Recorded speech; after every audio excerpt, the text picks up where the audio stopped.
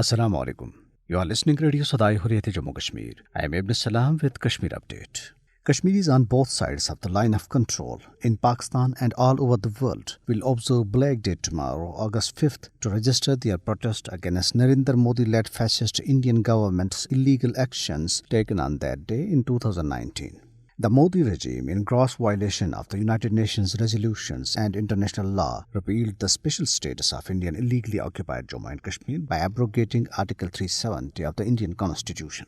Then entire territory was put under military siege. The day will be marked by complete shutdown and civil curfew in the occupied territory, while there will be blackout between 8 to 8:30 p.m. as part of the beginning of 10-day resistance calendar released by the All Parties Hurriyat Conference. A march towards Lal Chowk will also be conducted and black flags be hoisted in every nook and corner of the territory.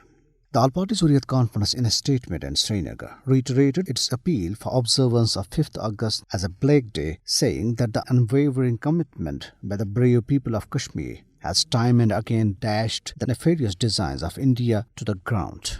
Other Hurriyat leaders and organizations, including Muhammad Yusuf Naqash, Engineer Hilal Ahmed War, Javed Ahmed Mir, Abdul Ahad Para, Abdul Samad Inqalabi, Jammu and Kashmir Employees Movement, Peer Panjal Freedom Movement, and High Court Bar Association, in their statements said that the Kashmiris reject Indian government's illegal and unconstitutional actions of 5th August 2019. Pakistan's Foreign Minister Shah Mahmood Qureshi has written a letter to the United Nations Security Council and the UN Secretary General, drawing their attention to the illegal, unilateral and draconian measures taken in Indian illegally occupied Jammu and Kashmir on and after 5th August 2019 to consolidate its occupation of the disputed territory.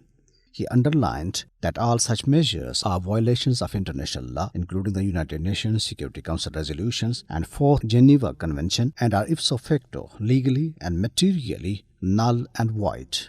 Meanwhile, addressing a seminar in Islamabad today, Mr. Qureshi said India should rescind its unilateral steps and all related instruments of oppression and state terrorism in the illegally occupied Jammu and Kashmir. He said Pakistan will continue to lend moral, political and diplomatic support to the Kashmiri people. Political experts and analysts have also termed Modi-led fascist Indian government's 5th August 2019 and subsequent actions in the territory as brazen violation of the United Nations resolutions on Kashmir.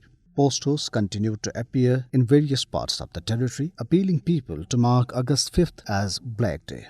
Meanwhile, India's National Investigation Agency NIA, along with police today, raided residences of two locals, Muzammil Ahmed Butt and Waqar Ahmed Lone, in Chitti Bandi area of Bandipora district. They detained Muzammil and his father, Ghulam Hassan Butt, while Waqar is already under detention.